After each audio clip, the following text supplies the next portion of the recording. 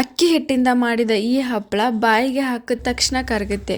ಒಮ್ಮೆ ನೋಡಿದ್ರೆ ಮಾಡದೇ ಇರೋಕ್ಕೆ ಆಗಲ್ಲ. ಹೆಲೋ ಫ್ರೆಂಡ್ಸ್, ವೆಲ್ಕಮ್ ಟು ನಂದ ಸವಿರುಚಿ. ಬೇಸಿಗೆ ಸ್ಟಾರ್ಟ್ ಆಯಿತು. ಎಲ್ಲರ ಮನೆಯಲ್ಲೂ ಸಂಡಿಗೆ ಹಪ್ಪಳ ಮಾಡೋದು ಜೋರಾಯಿತು. ನಾನಿವತ್ತು ಒಂದು ಡಿಫ್ರೆಂಟ್ ಆಗಿರೋ ಅಕ್ಕಿ ಹಿಟ್ಟಿಂದ ಹಪ್ಪಳ ಹೇಗೆ ಮಾಡೋದು ಅಂತ ಹೇಳ್ತಾ ಇದ್ದೀನಿ. ಇದು ಒಂದು ಸಲ ತಿಂದರೆ ಮತ್ತೆ ಮತ್ತೆ ಬೇಕು ಅನಿಸುತ್ತೆ. ಬನ್ನಿ ಈಗ ಹೇಗೆ ಮಾಡೋದು ನೋಡೋಣ. ಅದಕ್ಕಿಂತ ಮೊದಲು ನೀವೇನಾದರೂ ನನ್ನ ಚಾನಲ್ನ ಹೊಸಬರಾಗಿದ್ದರೆ ಪ್ಲೀಸ್ ಸಬ್ಸ್ಕ್ರೈಬ್ ಮಾಡಿ ಮತ್ತು ನನ್ನ ವೀಡಿಯೋ ನೋಟಿಫಿಕೇಷನ್ಗೆ ಬೆಲ್ ಐಕಾನ್ನ ಕ್ಲಿಕ್ ಮಾಡಿ. ಬನ್ನಿ ಈಗ ಹೇಗೆ ಮಾಡೋದು ಮತ್ತು ಏನೇನು ಇಂಗ್ರೀಡಿಯೆಂಟ್ಸ್ ಬೇಕು ನೋಡೋಣ. ನಾನಿಲ್ಲಿ 1 ಕಪ್ ಅಕ್ಕಿ ಹಿಟ್ಟನ್ನು ತೊಗೊಂಡಿದ್ದೀನಿ. 1 ಕಪ್ ಅಕ್ಕಿ ಹಿಟ್ಟಿಗೆ 2.5 ಕಪ್ ನೀರು ತೊಗೊಂಡಿದ್ದೀನಿ. ಕರೆಕ್ಟ್ ಅಳತೆಯಲ್ಲಿ ನೀರನ್ನ ತೊಗೋಬೇಕು. ಆಮೇಲೆ ರುಚಿಗೆ ತಕ್ಕಷ್ಟು ಉಪ್ಪು ತೊಗೊಂಡಿದ್ದೀನಿ, ಅಂದರೆ 1 ಟೇಬಲ್ ಸ್ಪೂನ್ ತೊಗೊಂಡಿದ್ದೀನಿ. ಮತ್ತು ಒಂದು ಅರ್ಧ ಟೇಬಲ್ ಸ್ಪೂನ್ ಜೀರಿಗೆ, 1 ಟೇಬಲ್ ಸ್ಪೂನ್ ಬಿಳಿ ಎಳ್ಳು ಮತ್ತು ಒಂದು ಅರ್ಧ ಟೇಬಲ್ ಸ್ಪೂನ್ ಅಜ್ವೈನ್ ತೊಗೊಂಡಿದ್ದೀನಿ. ಕೆಲವೊಬ್ಬರಿಗೆ ಫಸ್ಟ್ ಟೈಮ್ ಮಾಡ್ತಾ ಅಕ್ಕಿ ಹಿಟ್ಟಿಂದ ಕಷ್ಟ ಆದರೆ ನೀವು ಅರ್ಧ ಕಪ್ ಅಕ್ಕಿ ಹಿಟ್ಟು ಮತ್ತು ಇನ್ನು ಅರ್ಧ ಕಪ್ ಮೈದಾ ಹಿಟ್ಟನ್ನು ತೊಗೋಬೇಕು. ತುಂಬಾ ಚೆನ್ನಾಗಿ ಈಸಿಯಾಗಿ ಬರುತ್ತೆ. ಬಟ್ ನಾವು ಪ್ರತಿ ವರ್ಷ ಮಾಡ್ತೀವಿ, ಅದಕ್ಕೆ ನಾನು ಬರೀ ಅಕ್ಕಿ ಹಿಟ್ಟಿಂದ ಮಾಡ್ತಾಯಿದ್ದೀನಿ.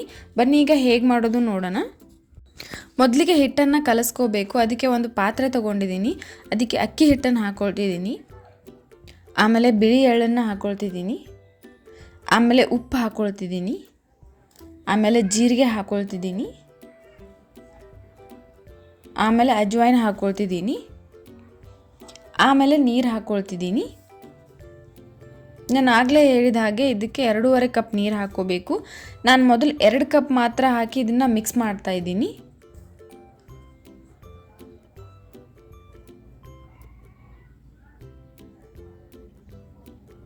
ಇದು ಗಂಟು ಇರದೇ ಇರೋ ಹಾಗೆ ಮಿಕ್ಸ್ ಮಾಡ್ಕೋಬೇಕು. ಆಮೇಲೆ ಇನ್ನು ಅರ್ಧ ಕಪ್ ನೀರು ಹಾಕ್ತಾಯಿದ್ದೀನಿ. ನೀರು ಹಾಕಿದ್ಮೇಲೆ ಚೆನ್ನಾಗಿ ಮಿಕ್ಸ್ ಮಾಡ್ಕೋಬೇಕು. ನೋಡಿ, ಇದು ಈ ಕನ್ಸಿಸ್ಟೆನ್ಸಿಗೆ ಬರಬೇಕು. ಇದು ಗಟ್ಟಿ ಆಗಬಾರ್ದು ಮತ್ತು ಫುಲ್ ತೆಳ್ಳಗೂ ಆಗಬಾರ್ದು. ನೋಡಿ, ಈ ರೀತಿ ಕನ್ಸಿಸ್ಟೆನ್ಸಿಗೆ ಬರಬೇಕು. ನೀವು ಸ್ಪೂನ್ ಉಲ್ಟಾ ಮಾಡಿದ್ರೆ ಹೀಗೆ ಅಂಟಬೇಕು.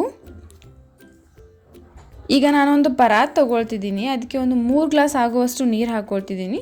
ಇದು ಜಸ್ಟ್ ನಾವು ಬಿಸಿ ಇರೋದನ್ನು ತಣ್ಣಗೆ ಮಾಡೋಕ್ಕಷ್ಟೇ. ಆಮೇಲೆ ಇದನ್ನು ಸೈಡಲ್ಲಿಟ್ಟು ಈಗ ನಾನೊಂದು ಪಾತ್ರೆಯಲ್ಲಿ ನೀರು ಹಾಕ್ಕೊಂಡು ಅದನ್ನು ಪೂರ್ತಿಯಾಗಿ ಕುದಿಸ್ಕೊಳ್ತಿದ್ದೀನಿ. ನೀರು ಕುದಿಯೋಕೆ ಸ್ಟಾರ್ಟ್ ಆದಾಗ ನಾನಿಲ್ಲಿ ಒಂದು ಪ್ಲೇಟ್ ತೊಗೊಂಡಿದ್ದೀನಿ. ಅದಕ್ಕೆ ಕಲಸಿರೋ ಹಿಟ್ಟನ್ನು ಸ್ವಲ್ಪನೇ ಹಾಕ್ಕೊಳ್ತಿದ್ದೀನಿ. ಇದು ತುಂಬ ದಪ್ಪನೂ ಹಾಕಬಾರ್ದು ಅಥವಾ ತುಂಬ ತೆಳ್ಳಗೇನೂ ಹಾಕಬಾರ್ದು. ನೀವು ಎಷ್ಟು ದೊಡ್ಡದಾಗಿ ಹಾಕ್ತಿರೋ ಅಷ್ಟು ದೊಡ್ಡದಾಗಿ ಹಪ್ಪಳ ಬರುತ್ತೆ. ನಾನಿಲ್ಲಿ ಈ ಸೈಜಲ್ಲಿ ಎಲ್ಲನೂ ಹಾಕ್ತಾಯಿದ್ದೀನಿ. ನೋಡಿ, ಈ ರೀತಿ ಹಾಕ್ತಾಯಿದ್ದೀನಿ. ಎಲ್ಲ ಹಾಕಿದ್ಮೇಲೆ ಈ ತಟ್ಟೆನ ಕುದಿಯೋ ನೀರಿನ ಮೇಲೆ ಇಡಬೇಕು. ಇದನ್ನು ನಾವು 2 ನಿಮಿಷಗಳ ಕಾಲ ಮಾತ್ರ ಇಡಬೇಕು. ಅಂದರೆ ಹಿಟ್ಟು ಬೆಂದಿರೋ ಥರ ಕಾಣಿಸುತ್ತೆ. ಕರೆಕ್ಟಾಗಿ 2 ನಿಮಿಷಗಳ ಕಾಲ ಬಿಡಬೇಕು. 2 ನಿಮಿಷ ಆದಮೇಲೆ ಇದೇ ಪ್ಲೇಟ್ನ ಈ ರೀತಿ ಉಲ್ಟಾಗಿ ಇಡಬೇಕು. ಉಲ್ಟಾ ಇಟ್ಮೇಲೆ ಇದನ್ನು ಕೂಡ 2 ನಿಮಿಷಗಳ ಕಾಲ ಮಾತ್ರ ಇಡಬೇಕು. ಜಾಸ್ತಿ ಇಟ್ಟರೆ ಹಪ್ಪಳ ಉದುರ್ಕೊಂಡು ಪಾತ್ರೆಯಲ್ಲಿ ಬೀಳುತ್ತೆ, ಅದು ವೇಸ್ಟ್ ಆಗಿಬಿಡುತ್ತೆ. ಅದಕ್ಕೆ ಆಮೇಲೆ ಇದನ್ನು ತೆಗೆದು ನೋಡಿದ್ರೆ ಈ ರೀತಿ ಬೆಂದಿರುತ್ತೆ. ಇದು ತುಂಬ ಬಿಸಿ ಇರೋದ್ರಿಂದ ಇದನ್ನು 1 ನಿಮಿಷಗಳ ಕಾಲ ನೀರಲ್ಲಿ ತಣ್ಣನೆ ಇರೋ ನೀರಲ್ಲಿ ಇಡ್ತಾ ಇದ್ದೀನಿ. ಇದು ಸ್ವಲ್ಪ ತಣ್ಣಗಾಗುತ್ತೆ. ಇದನ್ನು ಮಾಡ್ತಾ ಸ್ವಲ್ಪ ದಪ್ಪ ಇರೋ ಬಟ್ಟೆ ಬಳಸಿ ಕೈ ಸುಡೋ ಚಾನ್ಸಸ್ ತುಂಬ ಇರುತ್ತೆ.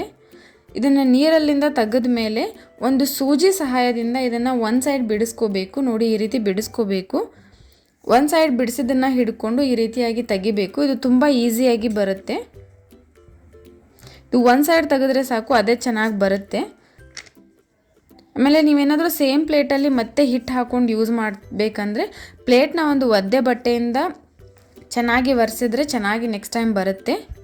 ಇದನ್ನು ನಾವು 2 ದಿನಗಳ ಕಾಲ ಒಣಗಿಸ್ಬೇಕು. 1 ದಿನ ನೆರಳಲ್ಲಿ ಒಣಗಿಸ್ಬೇಕು.